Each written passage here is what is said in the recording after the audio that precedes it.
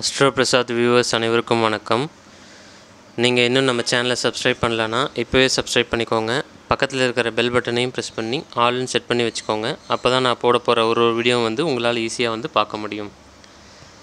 அதாவது இந்த வீடியோவில் நம்ம என்ன பார்க்க போகிறோம் அப்படின்னு பார்த்தீங்கன்னா, தனுசு ராசிக்காரர்களாகிய நீங்கள் ஜாதகம் எவ்வளவு மோசமாக இருந்தாலும் உங்களை எப்படி அதிர்ஷ்டசாலியாக மாற்றுவது, அதாவது உங்களுக்கு நீங்கள் என்ன பண்ணுறீங்கன்றது ஒரு வாழ்க்கை இருக்குது. அதாவது உங்களுக்கு ஒரு டியூரேஷன் கொடுத்துருக்குறாங்க இல்லையா, 80 வருஷமோ 100 வருஷமோ 120 வருஷமோ உங்களுக்குன்னு ஒரு டியூரேஷன் கொடுத்துருக்குறாங்க, லைஃப் டைம் கொடுத்துருக்குறாங்க. இந்த லைஃப் டைமில் நீங்கள் என்ன பண்ண போகிறீங்க அப்படின்றது ஒரு விஷயம் இருக்குது. அது இல்லாமல் உங்களுக்கு என்ன நடக்க போகுது அப்படின்றது ஒரு விஷயம் இருக்குது. ஸோ இந்த ரெண்டு விஷயந்தான் உங்கள் லைஃப்பை என்ன மாதிரி நீங்கள் வாழ போகிறீங்க அப்படின்றத காமிக்கும். அந்த வகையில் நீங்கள் என்ன பண்ண போகிறீங்க அப்படின்றது ஒரு பக்கம் இருக்கட்டும். இப்போ உங்களுக்கு என்ன நடக்க போகுது அப்படின்றது தான் இந்த அதிர்ஷ்டம் அப்படின்னு சொல்லுது. ஏன்னா அதிர்ஷ்டன்றது அதுவாக வர்றது தான் அதிர்ஷ்டம் அப்படின்னு சொல்லுவாங்க.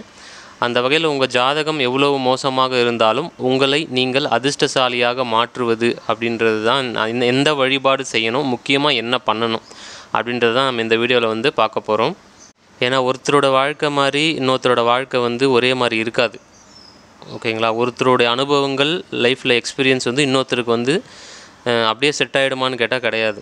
நீங்கள் நினைப்பீங்க அவன் என்ன லூஸாக இருக்கான், ஒழுங்காக இப்படி பண்ணால் அவன் பழைக்கலாம் அப்படின்னு. அதாவது உங்களுக்கு அது ஈஸியாக இருக்கும், அவங்களுக்கு அது தெரியாது. அதுதான் உண்மை. அந்த சூட்சமே புரியாது.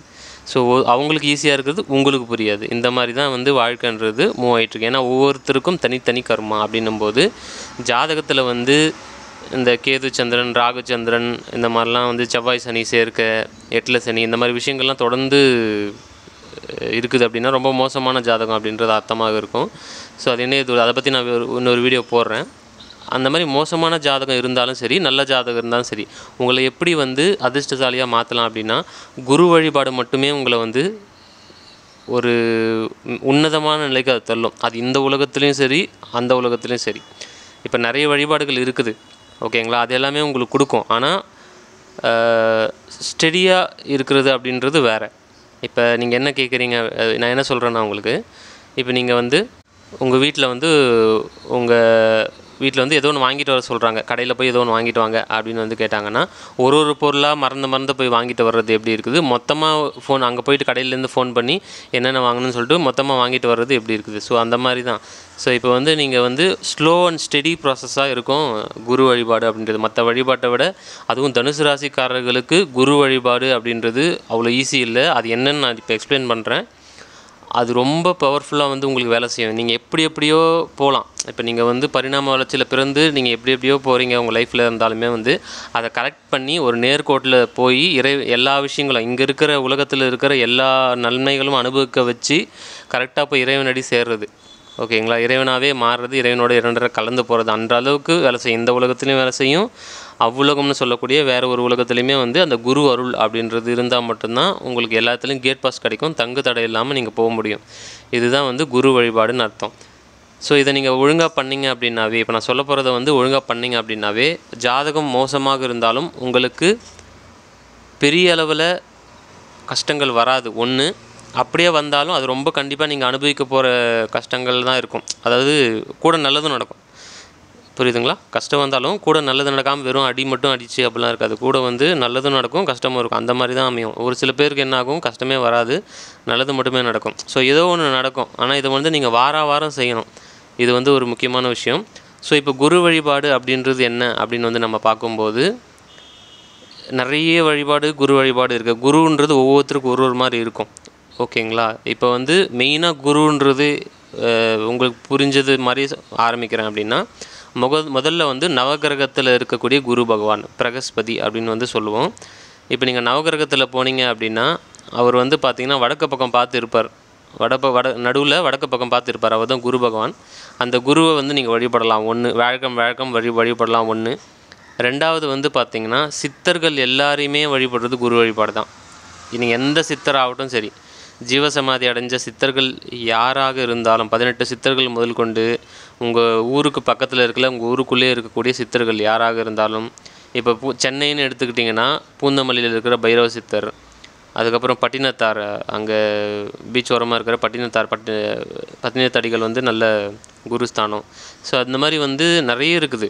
இப்போ கிண்டி, சென்னை கிண்டி அப்படின்னு வந்துட்டிங்கன்னா நீங்கள் வந்து தாடிக்கார சாமிகள் அப்படின்னு சொல்லி கூகுளில் போட்டிங்கன்னா வரும். அந்த மாதிரி கிண்டியை சுற்றி நிறையவே இருக்குது. முகப்பேரில் ஒரு மசூதியில் ஒரு முஸ்லீம் வந்து ஜீவசமாதி அடைஞ்சிருக்கிறாரு. ஸோ இந்த மாதிரி வந்து நெட்டில் போட்டிங்கன்னா வரும். சித்தர்கள்.comனு ஒரு வெப்சைட் இருக்கும். அது போட்டிங்கன்னா வரும். நீங்கள் ஏதாவது ஒரு சித்தரை தொடர்ந்து பிடிச்சிக்கிட்டு தொடர்ந்து வியாழக்கிழமை அந்த குருவோட நாளில் நீங்கள் தொடர்ந்து வழிபட்டு வருவது அப்படின்றது வந்து பார்த்திங்கன்னா உங்களுக்கு என்னென்ன தேவையோ, கடன் பிரச்சனை இருந்தால் தீரும், ஃபினான்ஷியலாக ரொம்ப கஷ்டப்படுறீங்க, காசு இல்லை, அன்றாட செலவுக்கே காசு இல்லைன்னா காசு வரும்.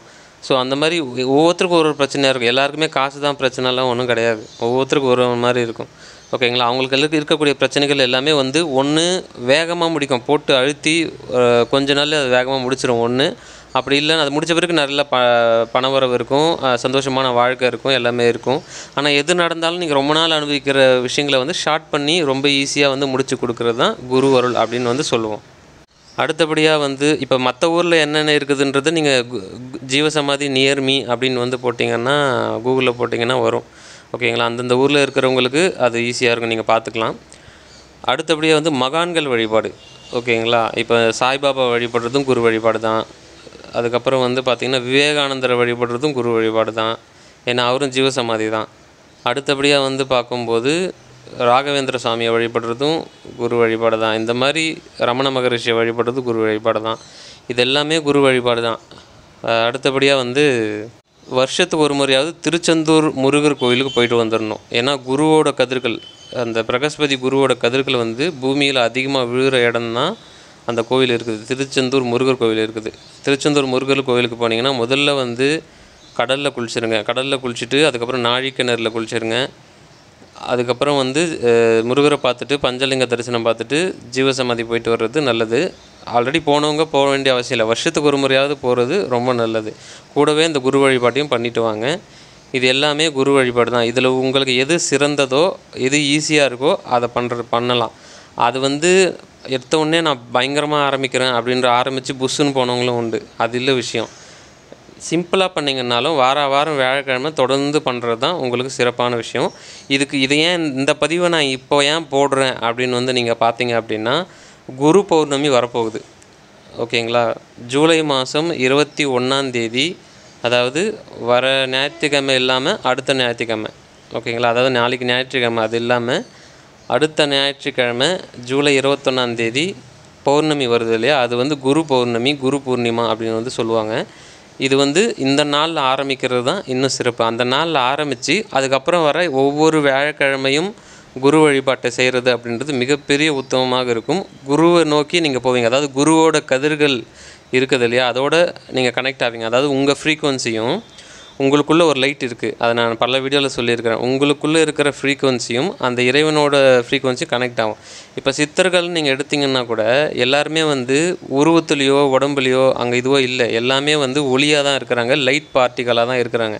இப்போ உங்கள் ஒளி அவங்க ஒளியோடு கனெக்ட் ஆகும். இப்போ நீங்கள் வந்து குரு வழிபாடு பண்ண என்ன ஆகும் அப்படின்னா, உங்களுடைய ஒளியும் குருவினுடைய ஒளியும் இப்போ வந்து நீங்கள் உங்களுக்கு புரியுற மாதிரி சொல்லணுன்னா, இப்போ ரமண மகரிஷி நீங்கள் எடுத்துக்கிறீங்க அப்படின்னா, ரமண மகரிஷி வந்து அந்த இடத்துல அவர் வந்து ஒளியாக மாறிட்டார்.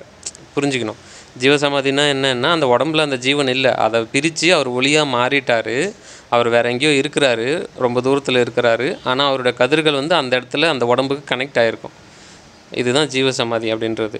இப்போ நீங்கள் ஒரு ஒளியாக இருக்கிறீங்க, ஒரு ரொம்ப சின்ன ஒளியாக இருக்கிறீங்க. ஆனால் அது வந்து குரு வழிபாடு பண்ண எந்த சித்தரை வழிபடுறீங்களோ, எந்த மகான்களை வழிபடுறீங்களோ, அந்த மகான்களோட தொடர்ந்து ஒரு வாரமும் வியாழக்கிழமை இந்த குரு பௌர்ணமி ஆரம்பித்து ஜூலை 21ஆம் ஆரம்பித்து அது வந்து நீங்கள் தொடர்ந்து அதுக்கப்புறம் வர ஒரு வியாழக்கிழமையும் தொடர்ந்து வழிபாடு பண்ணும்போது வீட்லேயும் பண்ணலாம், குரு ஜீவசமாதி போயும் பண்ணலாம். இந்த மாதிரி தொடர்ந்து பண்ணும்போது அந்த ஒளியோடு நீங்கள் கனெக்ட் ஆக துவங்குவீங்க.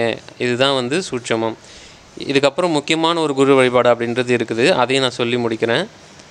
இதில் இன்னொரு விஷயம் என்னென்னா, தனுசு ராசிக்கு இது வேகமாக வேலை செய்யும். மற்ற ராசியை விட தனுசு ராசிக்கும் மீன ராசிக்கும் இது அதிகமாக வேலை செய்யும். ஏன்னா உங்களுடைய ராசி அதிபதி ஆட்டோமேட்டிக்காகவே குருதேவர் அப்படின்றதுனால, பிரகஸ்பதி அப்படின்றதுனால உங்களுக்கு உடம்புலேயே ஆட்டோமேட்டிக்காக குருவோட இது இருக்கும் ஒன்று. அதனால தான் உங்களுக்கு நல்ல குணம் அப்படின்றது இருக்குது. அதையும் நீங்கள் புரிஞ்சுக்கணும். இதில் இன்னொரு விஷயம் என்னென்னா, ஜூலை 21ஆம் வந்து பார்த்திங்கன்னா உத்திராட நட்சத்திரத்தில் தான் அந்த குரு பௌர்ணமி வருது. அதாவது பூராட நட்சத்திரமும் உத்திராட நட்சத்திரமும் ஒன்று சேரக்கூடிய அந்த ஒரு நாள் தான் பௌர்ணமியில் வருது. அதுதான் குரு பௌர்ணமியாக இருக்குது.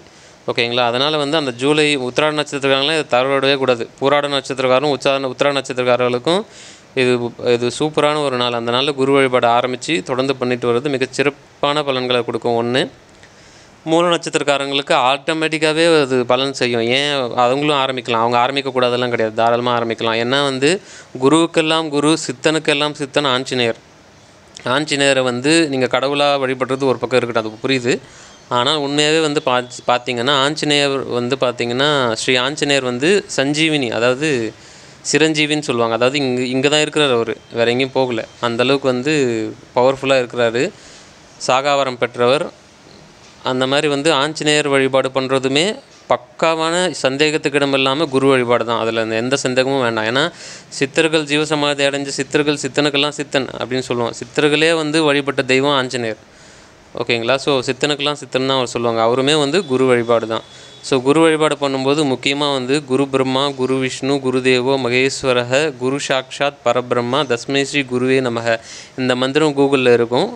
இந்த மந்திரத்தையும் தொடர்ந்து சொல்லி வழிபடுறது நல்லது. குருவே சரணம் குருவே சரணம்னு சொல்லிட்டு இருக்கலாம். ஸோ எந்த வேலை செய்யும் போதுமே குருவே சரணம்னு சொல்லிவிட்டு அதை ஆரம்பிக்கும்போது அது வந்து ரொம்ப ஈஸியாக உங்களுக்கு வேலை வந்து நடத்தி கொடுக்கும். நீங்கள் எந்த வழிபாடு பண்ணாலும் சரி, பண்ணலன்னாலும் சரி, ஃபைனலாக சொல்கிறேன், இந்த ஒரு விஷயத்தை மட்டும் கரெக்டாக நீங்கள் ஒரு வாரமும் இந்த ஜூலை 21 குரு பௌர்ணமி ஆரம்பித்து அதுக்கப்புறம் வரக்கூடிய ஒரு வியாழக்கிழமையும் தொடர்ந்து இந்த வழிபாட்டை மட்டுமே நீங்கள் பண்ணிட்டு வரீங்க, நம்பிக்கையாக பண்ணிட்டு வரீங்க அப்படின்னா நிச்சயமாக வந்து அது மிகப்பெரிய அளவில் வந்து கை கொடுக்கும். அதே மாதிரி இன்னொரு முக்கியமான குருவும் சொல்லலாம், ஏசுநாதர். ஓகேங்களா. ஏசுநாதருமே வந்து பார்த்திங்கன்னா குருஸ்தானத்தில் தான் இருக்கிறார். கிரியா யோகம் பண்ணி குருவாக மாறினவர் தான் ஏசுநாதர். ஓகேங்களா. அது அவரே வச்சுன்னு முக்தி அடையிறது மட்டும் இல்லாமல் அவர் எல்லாருக்கும் எடுத்து கொடுத்தார்.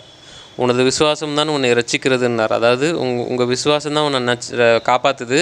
அதாவது விசுவாசம்னா இங்கே என்ன சொல்ல வர்றாருன்னா நம்பிக்கைன்றது தான் சொல்ல வர்றார். நீங்கள் எந்த அளவுக்கு நம்பிக்கை வச்சுருக்கிறீங்களோ இந்த இந்த இந்த நோயை வந்து என்னால் குணப்படுத்த முடியும் நீ நம்புறியான்னு கேட்டால் ஆமான்னொடனே அந்த நோய் ஆகிடுது. ஏன் அப்படின்னா அந்த நம்பிக்கை தான். நான் ஒன்றும் பண்ணல, இறைவன் தான் பண்ணுறாருன்றார் அவர். அந்தளவுக்கு வந்து அந்த குரு கிரியா யோகம் பண்ணி பெரிய அளவில் வந்தவர் குரு. அதுக்கப்புறம் அவருக்கு தனியாக ஒரு மதம் அப்படின்றது வந்துருச்சு. அதுதான் உண்மை. ஸோ தாராளமாக கிறிஸ்டின்ஸ் வந்து தாராளமாக இயேசுநாதரை வழிபடலாம், எந்த தப்பும் கிடையாது. அதுவுமே இந்த ஜூலை 21 ஆரம்பிக்கலாம். முஸ்லீம்ஸ் எல்லாருமே கூட பார்த்திங்கன்னா நபிகள் நாயகத்தை இது பண்ணலாம். ஆனால் வந்து அவங்க என்ன பண்ணுவாங்கன்னா மேக்ஸிமம் ஸ்ட்ரைட்டாக ஒளியை தான் வழிபடுவாங்க. அருட்பெருஞ்சோதி ஆண்டவராகிய ஒளியை தான் வந்து வழிபடுறாங்க அவங்க. ஆட்டோமேட்டிக்காகவே அதையுமே தொடர்ந்து பண்ணுறது நல்லது.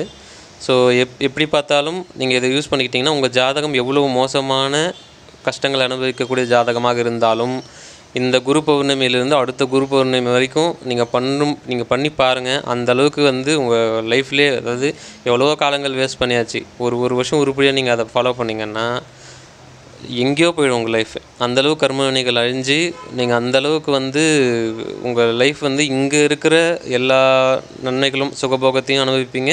அருள் உலகத்தில் இருக்கிறது இந்த உடம்பை விட்டு வெளில போன அப்புறமும் அது வேலை செய்யும் ஃப்யூச்சரில். அந்தளவுக்கு அது வேலை செய்யும். ஸோ குரு பௌர்ணமியை யூஸ் பண்ணிக்கோங்க. நன்றி.